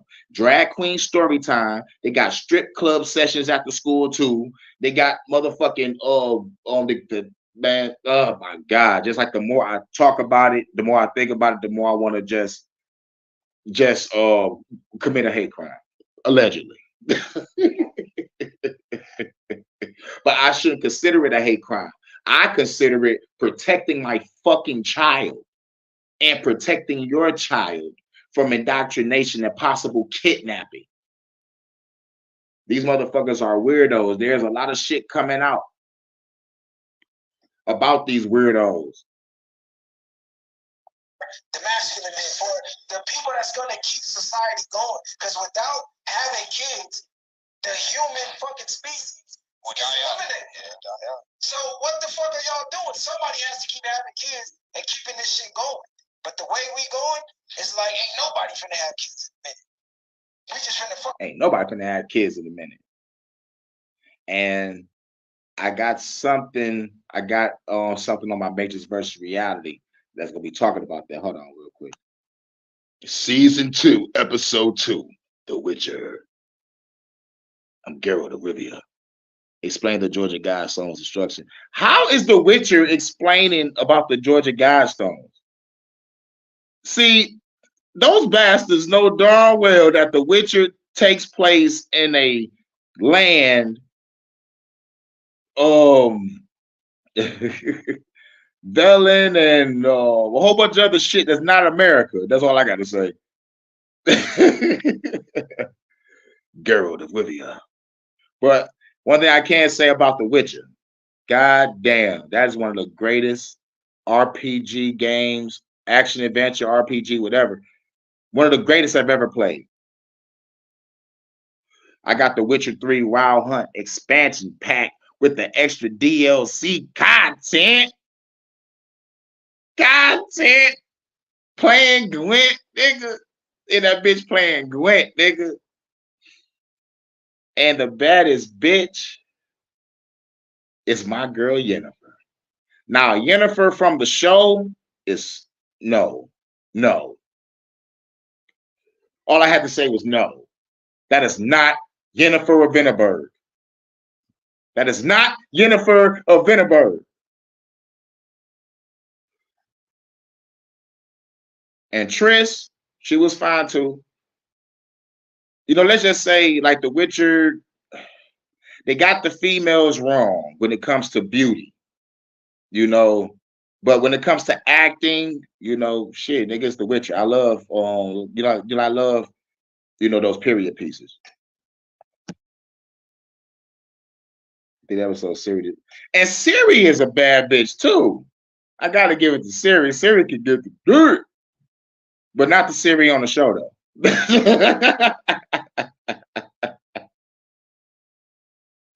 The Siri from the game. Oh yeah, most definitely. Most definitely. Is y'all fans of the Witcher game? You talk about the Witcher episodes, but like, are y'all a fan of the game? Like, do you like the game, and do you think the game is better than the show? Like, I think the show captures the essence, like, of the game. Because it's good to see that world come to life in real time.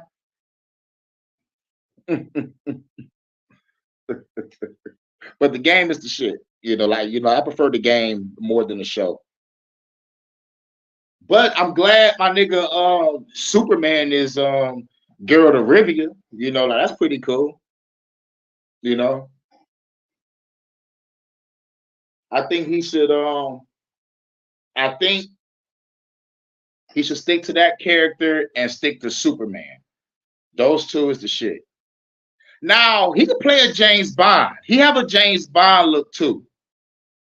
That nigga Henry Cavill could play a James Bond, either him or like let Idris Elba play the first black James Bond. It's crazy that I have to say the first black James Bond.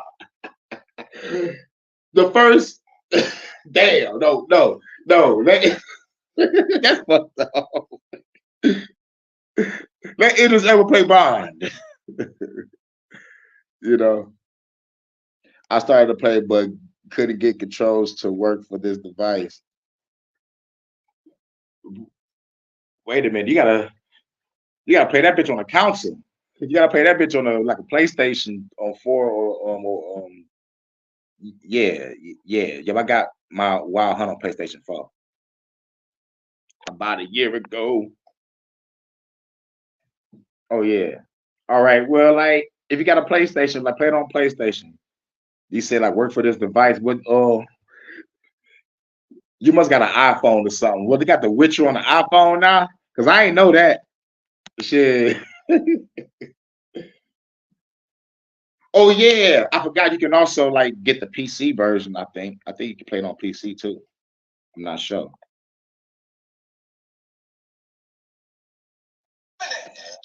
So what the fuck are y'all doing? Somebody has to keep having kids and keeping this shit going. But the way we going, it's like ain't nobody finna have kids. We just finna fuck around and die out in one big gay ass parade. Like, the fuck is y'all niggas out here doing, gang? It's not a satchel. It ain't gangsta if you put a gun in it. Your bitch ass has a gun in a purse. You're still a bitch. The fuck is we talking about, bro? I'm taking the gloves off this bitch, man. Right. It was like you got a gun in a purse, you're still a bitch. Steam Deck. Man, what in the hell is a Steam Deck? Real shit, bro. I'm about to look it up. I'm gonna look it up after. That shit sound like something exclusive. Steam Deck. But yeah, population control is the key. Depopulation is the key. Like they're trying to make sure that we don't bring no true powerful light beings into the world that's gonna wake up. This is why it's best, real shit, for us to get some like-minded people, put our mind, money, and resources together, and let's start our own community and bring better children into this world, to motherfucking heal it. When it comes to the revolution, I need organizers and mobilizers. You feel me? And we need to prepare to take back our land. That's what we got to do. Now, about population control, the end goal is transhumanism. And transhumanism is motherfucker.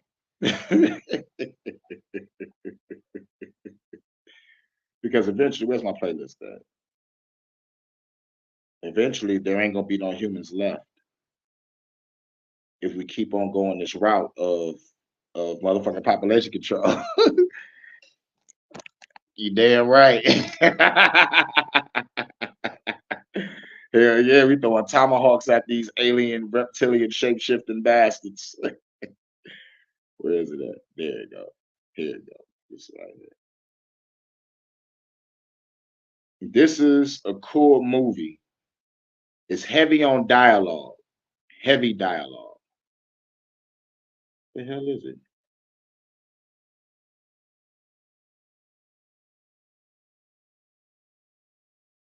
You telling me they got rid of my motherfucking video? I'm gonna be heated if they did.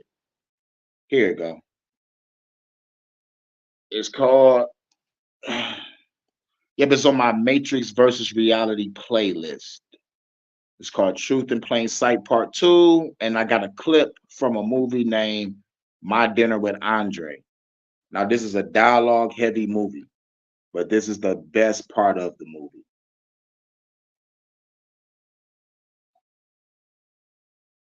Well, why do you think that is? I mean, why is that? I mean, is it just because people are lazy today or they're bored? I mean, are we just like bored, spoiled children who've just been lying in the bathtub all day, just playing with their plastic duck, and now they're just thinking, well, what can I do? Okay, yes, we are bored. We're all bored now. But has it ever occurred to you, Wally, that the process that creates this boredom that we see in the world now may very well be a self-perpetuating, unconscious form of brainwashing created by a world totalitarian government based on money, and that all of this is much more dangerous than one thinks, and it's not just a question of individual survival, Wally, but that somebody who's bored is asleep, and somebody who's asleep will not say no? See, I keep meeting these people. I mean, just a few days ago, I met this man whom I greatly admire. He's a Swedish physicist, Gustav Bjornstrand, and he told me that he no longer watches television, he doesn't read newspapers, and he doesn't read magazines. He's completely cut them out of his life because he really does feel that we're living in some kind of Orwellian nightmare now, and that everything that you hear now contributes to turning you into a robot. When I was at Findhorn, I met this extraordinary English tree expert who had devoted his life to saving trees. Just got back from Washington, lobbying to save the redwoods. He's 84 years old. He always travels with a backpack because he never knows where he's going to be tomorrow. And when I met him at Findhorn, he said to me, "Where are you from?" And I said, "New York." He said, "Ah, New York. Yes, that's a very interesting place. Do you know a lot of New Yorkers who keep talking about the fact that they want to leave but never do?" And I said, "Oh, yes." And he said, "Why do you think they don't leave?" I gave him different banal theories. He said, "Oh, I don't think it's that way at all." He said, "I think that New York is the new model for the new concentration camp, where the camp has been built by the inmates themselves, and the inmates are the guards, and they have this pride in this thing they've built. They've built their own prison, and so they exist in a state of schizophrenia where they are both guards and prisoners, and as a result, they no longer have, having been lobotomized, the capacity to leave the prison they've made or to even see it as a prison." And then he went into his pocket and he took out a seed for a tree and he said, "This is a pine tree." He put it in my hand and he said, "Escape before it's too late." See, actually, for 2 or 3 years now, Chiquita and I have had this very unpleasant feeling that we really should get out. And we really should feel like Jews in Germany in the late 30s. Get out of here. Of course, the problem is where to go, because it seems quite obvious that the whole world is going in the same direction.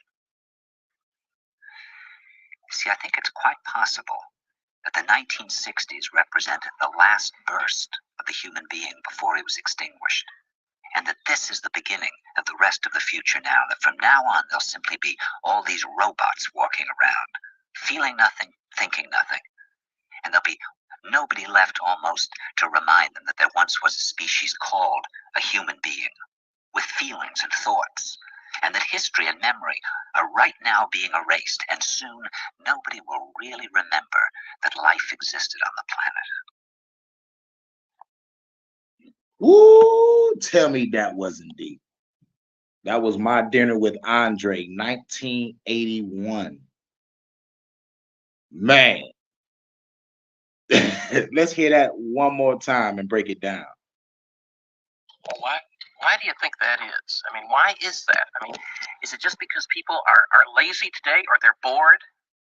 I mean, are we just like bored, spoiled children who've just been lying in the bathtub all day, just playing with their plastic duck, and now they're just thinking, well, what can I do?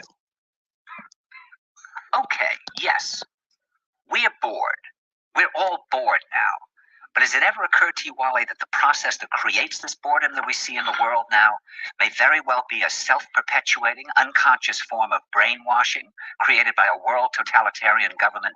Created by a world totalitarian government, brainwashing us through TV, through the fucking music, through the motherfucking movies, the fucking signs, symbols, and numbers all around us. Based on money. This world ran by murderers, lies, and thieves using money to control us. That all of this is much more dangerous than one thinks. And it's not just a question of individual survival, Wally, but that somebody who's bored is asleep, and somebody who's asleep will not say no. Yep. Someone who's bored is asleep. And a motherfucker that's asleep will not say no to what's going on in this fucking world right now. See, I keep meeting these people. I mean, just a few days ago, I met this man whom I greatly admire. He's a Swedish physicist, Gustav Bjornstrand, and he told me that he no longer watches television, he doesn't read newspapers, and he no longer watches television, no longer read newspapers, because the motherfucker woke up and found out the truth of all this bullshit. Doesn't read magazines. He's completely cut them out of his life because he really does feel that we're living in some kind of Orwellian nightmare now, and that everything that you hear now, Orwellian nightmare. Watch the movie 1984. Now contributes to turning you into a robot. Turn you into a robot. What we got? All these robots, robot dogs, robot cops in San Francisco, robot dogs in New York, robot dogs on the border. They got Sophia AI robot with citizenship in Saudi Arabia. We got Hanson Robotics, Ameco Electronic Arts. Elon Musk trying to put a chip in your fucking brain. Aaron Russo was killed for motherfucking saying that the end goal is to make sure your ass get tipped. so they can control everything, chip inside your car, chip inside your fucking electronics in your home, and a chip inside your ass. Findhorn, I met this extraordinary English tree expert who had devoted his life to saving trees. He's got back from Washington lobbying to save the redwoods. He's 84 years old. He always travels with a backpack because he never knows where he's going to be tomorrow. And when I met him at Findhorn, he said to me, "Where are you from?" And I said, "New York." He said, "Ah, New York. Yes, that's a very interesting place. Do you know a lot of New Yorkers who keep talking about the fact that they want to leave but never do?" And I said, "Oh, yes." And he said, "Why do you think they don't leave?" I gave him different banal theories. He said, "Oh, I don't think it's that way at all." He said, "I think that New York is the new model for the new concentration camp, where the New York is the new model for the new concentration camp. But replace New York with your state. camp has been built by the inmates themselves, and the inmates are the guards, and they have this pride in this thing they built. They've built their own prison, and so they exist in a state of schizophrenia where they are both guards and prisoners, and as a result, they no longer have, having been lobotomized, the capacity to leave the prison they've made or to even see it as a prison. You know how many motherfuckers brainwashed that don't think that they live in a prison of the mind? Like what Morpheus was telling Neo. You know how many people is walking around here like a bunch of NPCs not knowing that they are trapped in a cycle of bullshit. But they think that bullshit is gold. And then he went into his pocket and he took out a seed for a tree and he said, "This is a pine tree." He put it in my hand and he said, "Escape before it's too late." See, actually, for 2 or 3 years now, Chiquita and I have had this very unpleasant feeling that we really should get out. That we really should feel like Jews in Germany in the late 30s. Get out of here.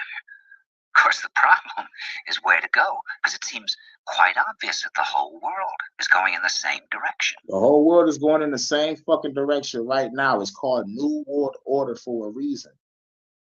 And yes, I felt like I wanted to get the fuck on and get the fuck up out of here a long time ago. And then I realized, nigga, there's nowhere to go if the world is ran by murderers, liars, and thieves.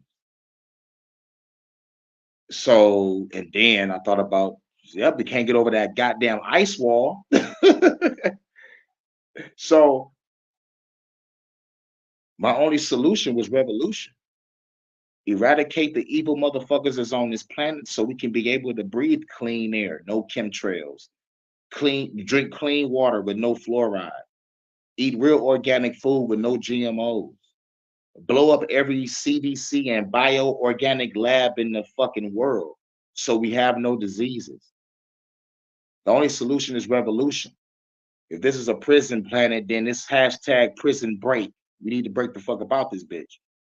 And there's more of us than it is of them. These motherfuckers are showing their faces on television. They're showing their faces online. We know who they are. Bill Gates. All we need is your address and it's over for you. Klaus Schwab. All we need is your address. It's over for you. Royal family. We know where you at. Y'all got a target painted on y'all. All you gotta do is go to the palace. But like at the end of the day, it's more of us than it is of them. This is why they gotta have a cop, a SWAT team, a ATF, DEA, FBI, CIA, DOJ, DIA, NSA, and a whole bunch of other groups that they just sprung up during the scamdemic to combat niggas like me online. They got a new alphabet group. I forgot the name of it, but I talked about it briefly in one of my Fuck the Government podcasts. And it's like now there's more task force to combat misinformation or to find terrorist groups.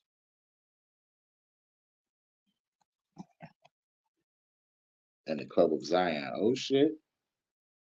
1984. Yeah. 1984 is about 1884. Yeah. You fully grasp the situation at hand. Thank you. Thank you. Thank you.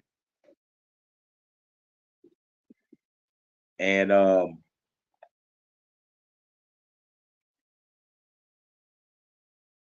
where's it at? There you go. See, I think it's quite possible that the 1960s represented the last burst of the human being before he was extinguished. Now, let's go back to the 60s. What we have, like the last burst of like creativity and shit, right? Last burst of what do you say? This is, I think it's quite possible that the 1960s represented the last burst of the human being before it. The last burst of the human being before it was extinguished. Now there was Woodstock, we had Malcolm X, we had Martin Luther King, we had Black Panthers, we had the Watergate scandal that pulled the COINTEL profiles that showed why the powers that be is doing this to black people because they're afraid of a black messiah rising from poverty, rallying the people to take back this fucking land. Those are their words, not mine. So they will suppress us. They will kill us. They know how great we are. But what a motherfucker got to understand from my standpoint, these motherfuckers killing us. It's time to take them out. Otherwise, we're going to keep on allowing this shit to happen. I do this for our future generations, because otherwise our kids are going to be born in a prison. While you're born in a prison, you're being forced to believe that you was born in a sin. Soon as you come out the womb, here go a Bible, here goes some fake ass Eurocentric knowledge indoctrination, and you're born $200,000 in debt.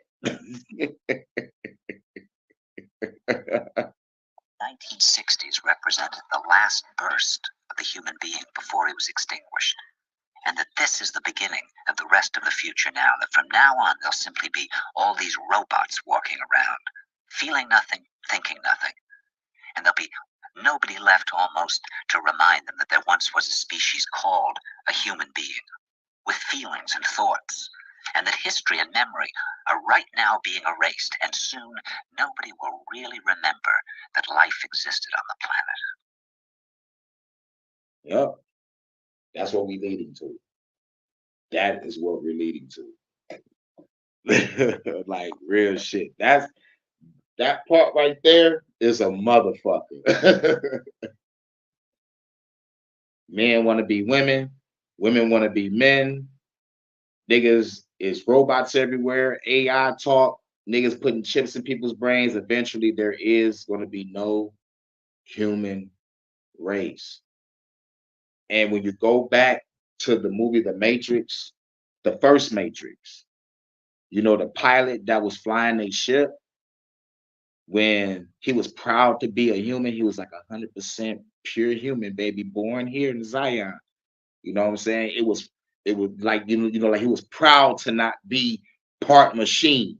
He was proud not to be born in no fucking pod type shit. You know what I'm saying? But overall, from a spiritual standpoint, I always give a revolutionary side of shit, but on a spiritual side of things, we are infinite consciousness, infinite awareness, driving a vehicle known as the human body. If we're conscious enough to know that this world that we live in, it ain't what it's supposed to be, we know we're supposed to be somewhere else, then let's look within and find that somewhere else. So when we leave this plane of existence, we can go back there. Not going to no heaven, no hell, no purgatory. You go back to where you belong. Go back to where you feel. Create that heaven for that heaven in your mind. Create that shit and make it a reality. And then you might wake up and realize that you created your reality. you know. And I want you to carry this for when you make it to the great departure. Hashtag when you get ready to leave this planet.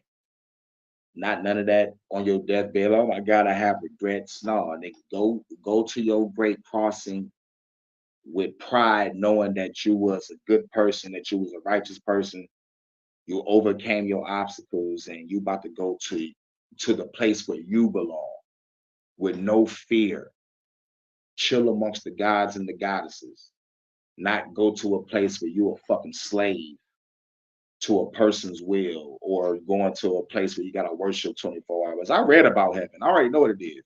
You gotta worship 24 hours a day. Can't have no pussy. Like Eddie Griffin from Foolish says, like, no, I'd rather go to hell, get my dick sucked, smoke a joint, kick a bitch in the ass every now and then. But that's from a religious standpoint, me, like I'm more of a spiritualist and omnius. Me, omnius is grabbing the truth in all things and applying it to your life and becoming a better individual. You know, that's my goal. Try to, be a righteous person, live in a state of knowing and not believing. Just know who you are. Because when you know who you are, that's when you know God. Or God is depending on who you are. There's only two genders, man and woman. And like every other gender is a mental disorder. But yeah, we are infinite consciousness, infinite awareness, driving a vehicle known as the human body. This is an experience. I'm a God living a human experience. And the experience that I have lived has been horrible on this planet. If this was a school or a fucking test, well, yep, this test was bullshit. Or what was my test? To forgive and forget what my mother put me through, or what most black women put me through, or what most family or friends put me through? Was I brought to this planet to go through that type of shit when I was just living in a nice heavenly realm, chilling? Oh no, I don't think so. I was tricked.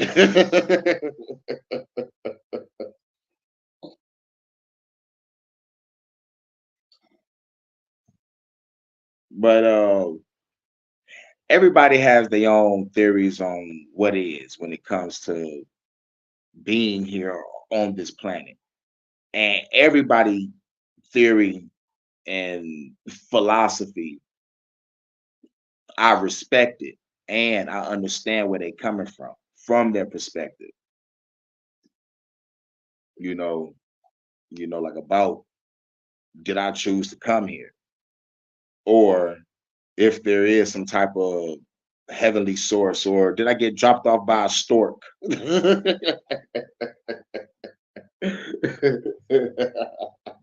Why did they tell that story of storks dropping off babies to houses? I hated that shit. I hated that shit. But when it comes to the human race, like I live by this, I always say this. I'm like, if the pinnacle of success is to be a celebrity or a fucking politician, then I'd rather seek wisdom, knowledge, and understanding for the rest of my goddamn life. I walk the path of peace of mind and meditation. In spite how I feel towards this government, I know the path that I walk is peace of mind and meditation. But if you want peace, you gotta prepare for war. So this is why I got to be ready to fight. You know, but like at the end of the day, after a long day of working, hustling, and grinding, and fighting the government, I gotta meditate. I gotta sit down. I gotta relax. I gotta recharge. You know, I gotta go over my decision making. You know, because I got another day fighting this war. Now, on a funny note, if God does exist, He's catching these fucking hands. And what's crazy is that nigga bet not ask me why. And he bet not fight back. I'm like, nigga, you left the planet Earth go to shit. ran by murderers, liars, and thieves, and you want to fight me back? Nah, nigga, sit down on your throne like you was sitting here before while the earth was going to shit. Catch these hands. Winner takes all. But I already know what's gonna happen. I'm going to hell, right? I gotta work my way up the ranks, beat demons' asses, fight the devil, cut the nigga head off, and then take my ass up to heaven and throw the fucking devil's head at the fucking front gate and tell St. Peter to open up the fucking door. They like this motherfucking crazy. It's like, yeah, nigga, you thought I wasn't gonna come up here, nigga? But I bet you're wondering, like, you killed the devil, why you just gonna take over hell? I'm like, no, nigga, I told you, God is gonna catch these hands. The devil ain't shit but a punk ass angel. Like real shit. Like, dude, like really? Come on now.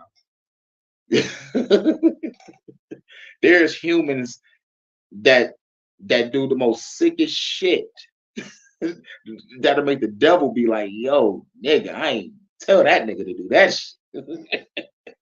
That nigga did that shit on his own. And let's go to the Old Testament. Nigga, it was the hearts of men that was evil. Nigga, real shit. It was the hearts of men. Go to the book of Judges. God kept on saving people, and the people kept worshiping other deities until God was like, all right, y'all judge what's right and what's wrong. I'm out. I'm tired of saving y'all. Nigga, that's the book of Judges. Yo, yo. Yo, that's the book of Judges, man. Yep, now they give out candy again. Yep, same church. Yep, it's crazy. But this is the Detroit After Dark. Shouts out to everybody coming through. Shouts out to Neo. I keep on saying Neo, but it says no.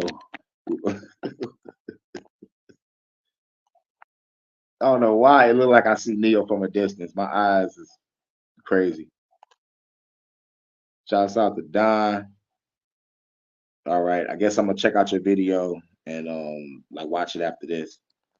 Say, can you review? All right, I'm gonna check that out. I know I'm subscribed to you. Shouts out to Don. Shouts out to Jada Mindset. And shouts out to everybody else coming through. Because I know more people came through.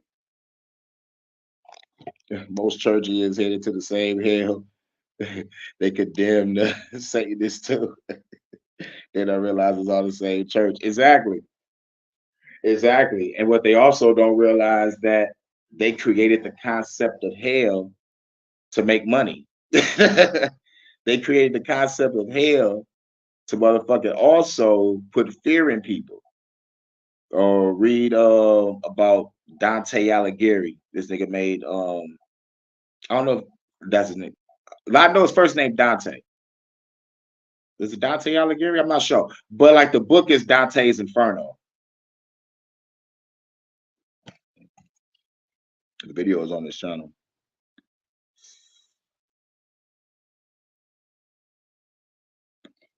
On my channel or yours? What video? I'm high.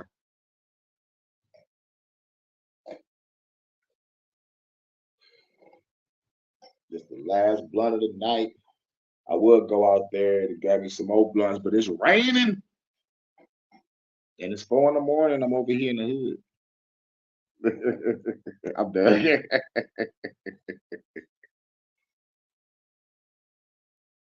Oh, okay.